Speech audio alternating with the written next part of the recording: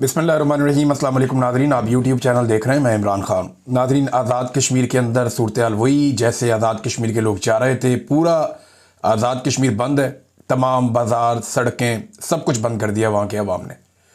और जो अवामी action committee है उसकी कॉल के ऊपर उन्होंने लब्बैक कहा। अब पाकिस्तान के अंदर जो मीडिया है, जिसको आप इलेक्ट्रॉनिक मीडिया कहें या वो डिजिटल मीडिया जिसको इस्टेब्लिशमेंट कंट्रोल करती है, मिलिट्री इस्टेब्लिशमेंट या मौजूदा हुकूमत के ज़ेर तसल्लुत जो मीडिया है, वो ये साबित करने पे तुला है जी कि ये मुकम्मल तौर पे नाकाम हो गई। वो ये दावे कर रहे हैं कि जनाब ये हो गया और बिल्कुल कोई निकला ही नहीं और तमाम बाज़ार खुले हैं और पुरानी फुटेजेस निकाल के और इस किस्म की चीज़ें वहाँ करने की कोशिश की जा रही।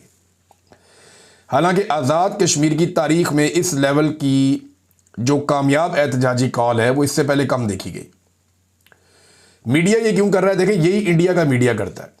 जब मकबूजा कश्मीर में वहाँ कश्मीरी एहतजाज करते हैं, वो निकलते हैं अपने हुकूक के लिए, तो इंडियन मीडिया दिखाता है कि जनाब उनकी कॉल नाकाम हो गई और वो कामयाब नहीं हुए। और वो जो मर्जी करते रहे, वहाँ पे इंडियन मीडिया दिखाता है तस्वीर का दूसरा रुख कि जनाब मसला ही कोई नहीं है, सब ठीक है, नॉर्मल है। क्या पाकिस्तानी मीडिया भी उसी रविश पे चल रहा है? भाई शहरी है, उन्होंने एहतजाज किया, ये उनका पॉलिटिकल हक है। अगर वो कामयाब है तो अब वो अब बताएं ये मुकम्मल तौर पे नाकाम क्या होता है। जो मनादर सोशल मीडिया पे आ रहे हैं वहाँ पे तो पूरे पूरे इलाके ही बंद है, किसी किस्म की एक्टिविटी हम नहीं देख रहे। फिर जो हालात रियासत ने पैदा किए वो एक अलग बात है। जो बड़े बड़े एहतजाज हैं, रावला कोट का देख लें, मुजफ्फराबाद का देख लें, बाग, कोटली, दुरियाल, नीलम, मीरपुर, हर तरफ जो है वो लोग बहुत बड़ी तादाद में निकले, बड़े पैमाने पर एहतजाज किया कश्मीरियों ने और उन्होंने साबित किया कि वो आपस में मुत्तहिद है। और अवामी एक्शन कमेटी, जिसके कोई ऐसा सियासी मकासद नहीं है, ना उसको कोई लीड कर रहा है, ये बहुत सारे लोगों का एक ग्रुप बना हुआ है जो मिलकर फैसला करते हैं कि इस चीज़ में अवाम का मुफाद है, हमें ये करना चाहिए। बड़ा उनका जमहूरी तरीका है। मेरी उनके लोगों से बात हुई है और वो मुझे ठीक लगता है। देखिए, उनके मुतालबात भी बड़े जायज़ हैं, लेकिन अब पाकिस्तान की रियासत क्या कर रही है? रियासत अपना वही पुराना खेल खेल रही है। अपने कठपुतलियों के जरिए से ये करार देने की कोशिश कर रही है कि ये लोग जो है ना, ये इंडिया के जनाब एजेंट हैं, इनको इंडिया जनाब पैसे भेज रहा है, जनाब ये इंडिया के पैसों से यहां आज़ाद कश्मीर में हालात ख़राब कर रहे हैं। क्यों जी? उनका एक मुतालबा भी आज़ादी का या अलहदगी का नहीं है। और जो आप जुल्म और जबर कर रहे हैं ना, जैसे आज बलूचिस्तान के अंदर अलहदगी पसंद तंजीमें खड़ी हो गई हैं, ऐसे ही आप खुदा ना खास्ता यहां पर भी कर देंगे। जो आपकी हरकतें हैं, जो आप गिलगित बल्तिस्तान के लोगों के साथ करते हैं, जो आप आज़ाद कश्मीर के लोगों के साथ करते हैं, उन्हें कुचलने का, उन्हें दबाने का एक सिलसिला आपका लंबे अरसे से जारी है। एक नजरियाती वाबस्तगी आपकी आपस में है, ये बड़ी अच्छी बात है, लेकिन ज़बरदस्ती हर चीज़ पे कब्जा कर लेना ये नामुनासिब बात है और ये गलत बात है। जहां पे जो मेन जगह होती है वहां पे जाके आप बैठ जाते हैं, कब्जा कर लेते हैं। मकामी लोग देखते हैं कि यार हमें कुछ भी नहीं मिलता, ये जिधर दिल करता है, चाहे गिलगित बल्तिस्तान है, चाहे स्वात है, चाहे नारान है, चाहे जनाब ये आज़ाद कश्मीर है, जहां पे कोई इंपॉर्टेंट जगह, खूबसूरत जगह है, वहां पे जाके ये अपना अड्डा लगा लेते हैं कि जनाब सिक्योरिटी की वजह से हमें यहां पे अपना वो बनाना पड़ेगा। बाद में वहां पे इनकी फैमिलियां मौजें कर रही होती हैं। ये मैंने खुद देखा है। स्वात के अंदर अगर आप मालम जब्बा की तरफ जाएं तो जो सबसे खूबसूरत और मेन पहाड़ आता है ना, वहां पर आपकी फौज बैठी हुई है, पता नहीं क्यों। माजी में कहा गया जी तालिबान के आने का खतरा हो, तालिबान तो चले गए, लेकिन वहां पर अब मेस बने हुए हैं बड़े खूबसूरत और रेस्ट हाउसेस बने हुए हैं। मैंने वहाँ मकामी लोगों से पूछा, उन्होंने कहा जी यहाँ पे अफसरान की ख़ानदान आके ठहरते हैं, वो यहाँ पे इंजॉय करते हैं। उनकी फैमिली जब आती है तो वो होटलों में नहीं रहते, वो यहाँ पे आके रहते हैं। तो जब ऐसे हर जगह पे आप कब्जा करेंगे तो मकामी लोग रिएक्शन देते हैं।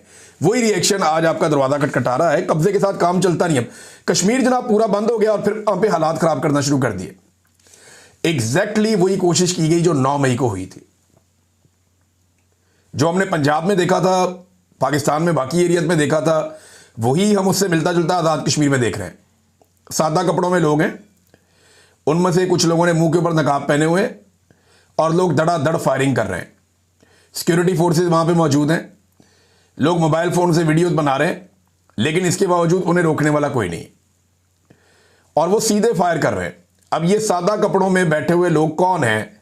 वहाँ पे जो सादा कपड़ों के लोग मौजूद हैं, ये कौन लोग हैं जिन्हें इजाज़त है कि वो इंसानों के ऊपर गोलियां बरसा सकते हैं? जो अवामी एक्शन कमेटी के लोग हैं वो कह रहे हैं जी आप श्रीनगर का लाल चौक बनाना चाहते हैं यहाँ पे, क्या उसी तरह यहां पे कत्लेआम करना चाहते हैं? एक नौजवान शहीद हो गया वहां, लगभग 1 दर्जन नौजवान कहते हैं जख्मी हो गए, और उनको जब मोटरसाइकिलों पे डालकर अस्पताल ले जाया जा रहा था तो वो रास्ते में भी नारे लगा रहे थे अपने हुकूक के लिए। और आजाद कश्मीर में गोली चलने से लोग भागे नहीं हैं, रियासत होश के नाखून ले। डी चौक में तो गोली चली है तो अली अमीन गंडापुर भाग गया, जब गंडापुर निकला तो बाकी लोग भी चले गए। लेकिन यहां पे आजाद कश्मीर में लोग भागे नहीं है, वहां डट के खड़े हैं। गोली चलने के बाद ज्यादा बड़ी तादाद में निकल के सामने आ गए और सारे के सारे एरिया पे कंट्रोल कर दिया और सारा कुछ बंद कर दिया उन्होंने। अब मोबाइल इंटरनेट बंद है, लोग वीडियो बड़ी मुश्किल से वहां से पोस्ट करते हैं, 2-2 घंटे 3-3 घंटे बाद इंफॉर्मेशन आती है। कई इलाकों में बिजली भी बंद है। लोग रियासती इदारों और पॉलिसी साधों के खिलाफ लगातार नारेबाजी कर रहे हैं और तशद्दुद और फायरिंग जो हो रही है उसको रियासती दहशतगर्दी लोग करार दे रहे हैं। मकामी रहनुमा जो है वो बार बार ये कह रहे हैं और जितने इंटरव्यूज आ रहे हैं उनमें हम सुन रहे हैं, वो ये कहते हैं जी मकबूजा कश्मीर में वहां पे भारत हमारे साथ जुल्म करता है, यहां आज़ाद कश्मीर में वही रविश हमारे साथ पाकिस्तानी रियासती इदारों ने रख ली है। ये कितना बड़ा जुल्म है जो हमारे साथ हो रहा है। लेकिन फर्क सिर्फ इतना है कि वहां पे गैर मुस्लिम मारते हैं, यहां पे मुसलमान भाई मार रहे हैं। ये उनके लोगों ने वहां खड़े होकर बार बार कहा, लेकिन लोग भागे नहीं, लोग डट गए। कश्मीर के लोग अपने मैंडेट के लिए डट गए हैं। यानी जो सबसे बड़ा मसला है ना, ये बाकी सारे मसले छोटे छोटे हैं। अगर कश्मीर की सियासत से एस्टेब्लिशमेंट के किरदार को ख़त्म कर दें, अगर कश्मीरी अपना मैंडेट हासिल कर लें और अपने मुंतखब नुमाइंदों से अपनी हुकूमत चलवाएं तो बाकी सारे मसले हल हो जाएंगे। लोग टैक्स भी देंगे ना, लोगों को पता है टैक्स उनके ऊपर लग रहा है, लोग मामला संभालेंगे भी, लोगों को पता है क्या हो रहा है। और वैसे भी कश्मीर जो है वो एक बहुत बड़ा आलमी नौइयत का पाकिस्तान का केस है। पाकिस्तान ये कहता है कि मकबूजा कश्मीर में भारत जुल्म कर रहा है। अगर ऐसे मनादर दुनिया में जाएंगे तो भारत को लॉबिंग करने में कितनी आसानी होगी जी, पाकिस्तान भी यही कर रहा है आजाद कश्मीर में। तो होश के नाखून लें, भारत को इस तरह का मवाद या इस तरह के विजुअल या ऐसी चीजें आप ना दें जिससे कल को वो आपके खिलाफ आलमी सतह पे इस्तेमाल कर सके। और ये जो सादा कपड़ों वाले लोग हैं ये सब जानते हैं ये कौन लोग हैं, ये क्यों गोलियां चला रहे हैं। एक दो जगह पे कहते हैं जी मुस्लिम कॉन्फ्रेंस और ये जो अवामी एक्शन कमेटी है इनके बीच में भी झड़पें हुई हैं और उनके नतीजे में भी लोगों का नुकसान हुआ है। बहरहाल हालात कशीदा हैं कश्मीर में, इसके ऊपर हमने नज़र रखी हुई है और बहुत सारे इलाके अभी तक बंद हैं। हुकूमत उनके मुतालबात माने, उनका कोई भी ऐसा मुतालबा नहीं है जो कोई पाकिस्तान के खिलाफ हो या पाकिस्तानियत के खिलाफ हो। उनके तमाम मुतालबात जो हैं वो पाकिस्तान के हक में है। कश्मीर से ही सारा पानी आता है जिसके ऊपर आप बड़े बड़े डैम्स बना के आप बिजली बनाते हैं, आपके पूरा मुल्क और मईशत चलती है। अगर अपनी मईशत में से एक हिस्सा आप उन कश्मीरियों पे खर्च कर दें तो इससे कोई फ़र्क नहीं पड़ता, पूरी दुनिया में ऐसे ही मैनेज किया जाता है।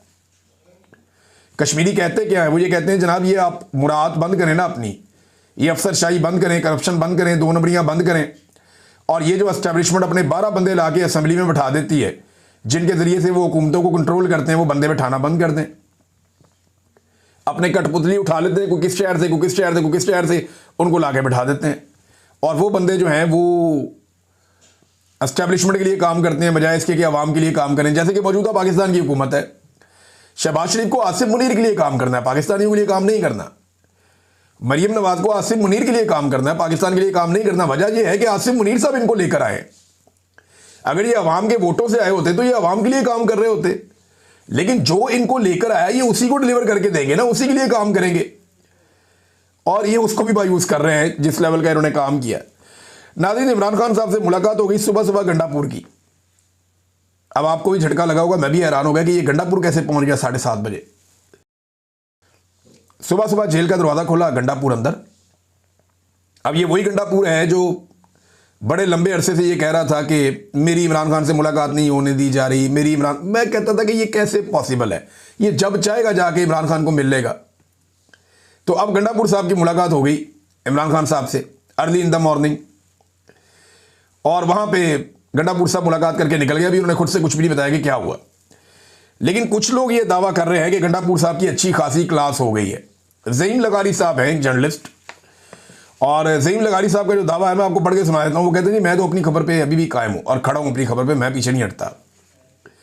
वो कहते हैं इमरान खान साहब ने गंडापुर पर बरस पड़े, वजीर आला खैबर पख्तूनख्वा ने सर झुकाकर खामोशी इख्तियार किए रखी। मामला जो गले पड़ गया ना गंडापुर के, वो पाकिस्तान तहरीक इंसाफ के कारकुनों की जो उन्होंने तजलील और तजहीक की है ना, वो गले पड़ गया।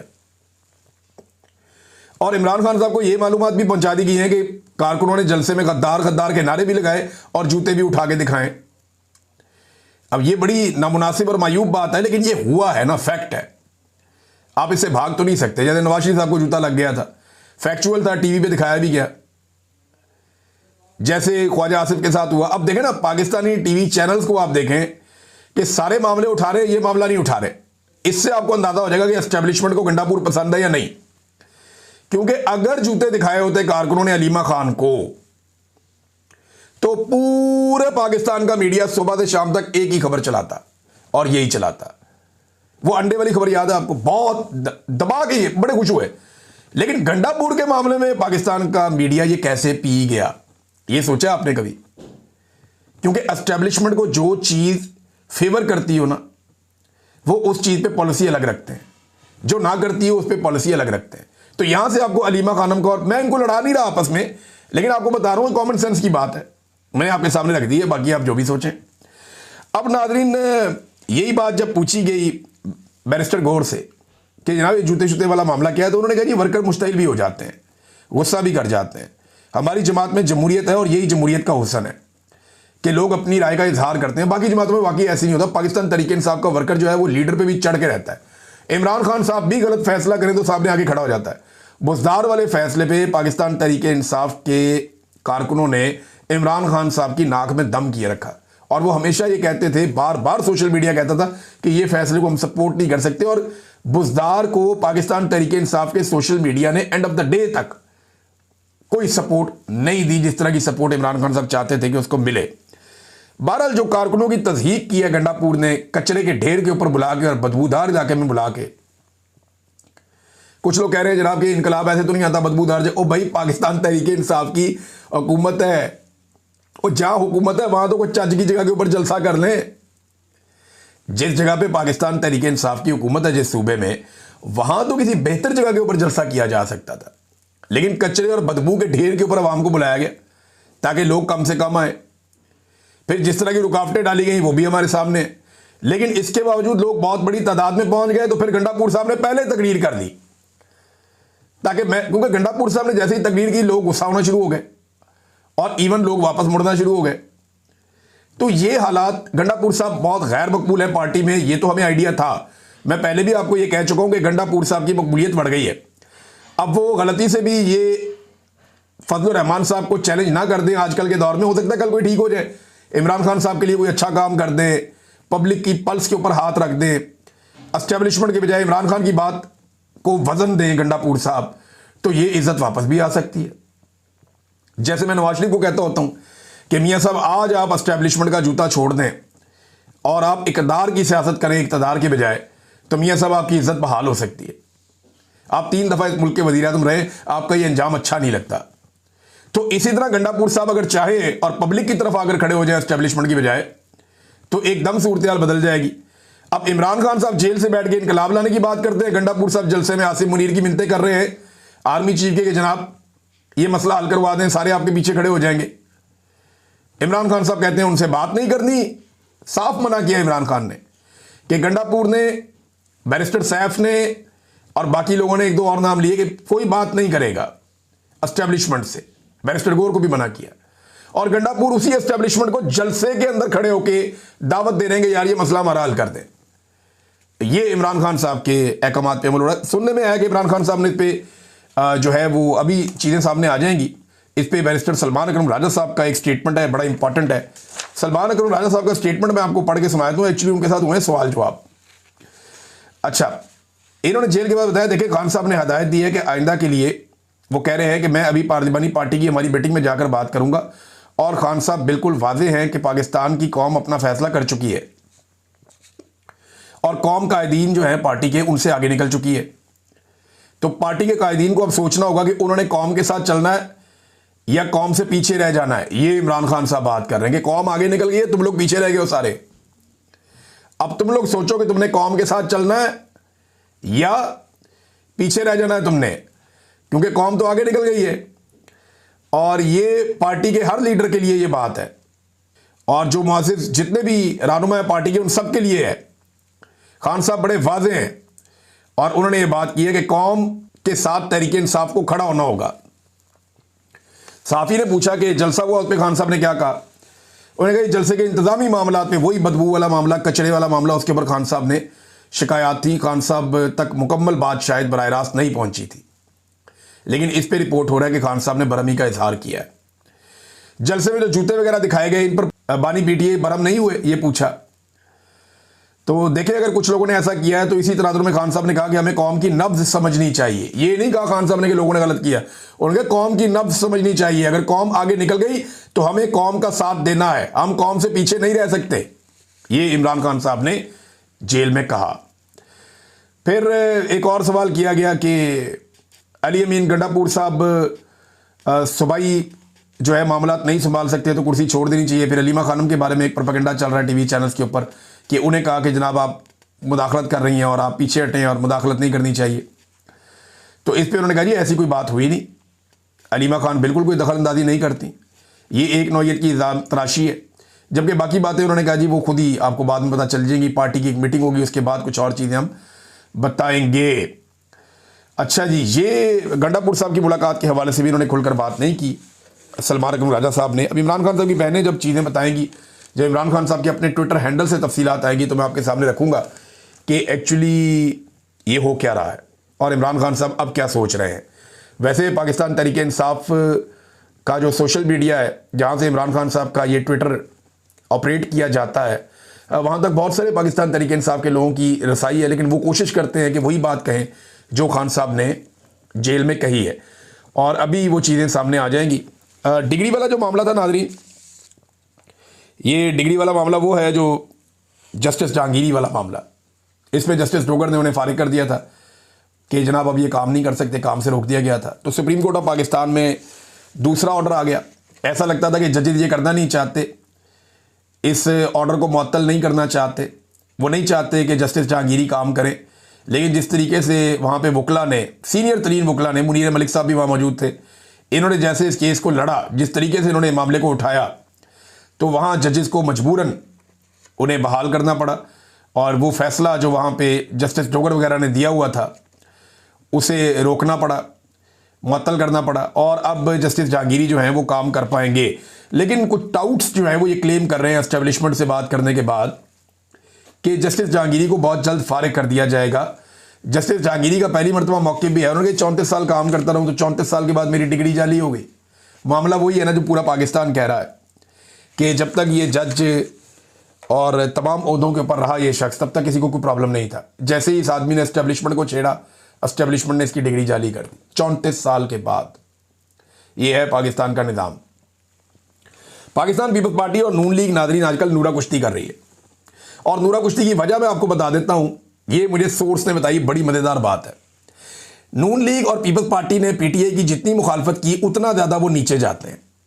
उन्हें इस बात का आइडिया हो गया कि जितनी देर ये पीटीआई के साथ लड़ेंगे, लोग इनको जूते मारेंगे और लोग इनकी बात नहीं सुनेंगे, क्योंकि पीपल्स पार्टी और पीएमएलएन दोनों मिलकर पीटीआई का मुकाबला नहीं कर पा रहे। तो अब उन्होंने नया तरीकाकार निकाला, और ये ठीक है, ये काम कर रहा है फिलहाल, कि एक दूसरे को गाली देते हैं और इसके जरिए से अपने अपने कारकुन को खड़ा करते हैं। यानी नवाज शरीफ के कारकुनों को खड़ा करते हैं जरदारी के खिलाफ और गाली देते हैं, ताकि थोड़ा सा नवाज शरीफ का कारकुन जो है वो ऊपर आए। इसी तरह जरदारियों के कारकुन को खड़ा करते हैं, भुट्टो के कारकुन को खड़ा करते हैं शरीफों के खिलाफ, ताकि थोड़ा सा भुट्टो का और जो जरदारी का कारकुन है वो भी ऊपर आए। तो एक दूसरे के खिलाफ तो ये थोड़ा थोड़ा सा कारकुन चार्ज हो सकते हैं, लेकिन पीटीआई के खिलाफ इखलाकी तौर पर बिल्कुल दब गए। कारकुन इनका अपना भी चार्ज नहीं हो रहा, तो उन्होंने अपनी पार्टियों को जिंदा करने के लिए एक नया फार्मूला अपनाया कि आपस में नूरा कुश्ती करके देखते हैं। पीटीआई के साथ लड़ाई में तो कोई सपोर्ट मिलती नहीं। अब तक के लिए इतने, अपना ख्याल रखिएगा, अपने चैनल का भी। अल्लाह हाफ़िज़।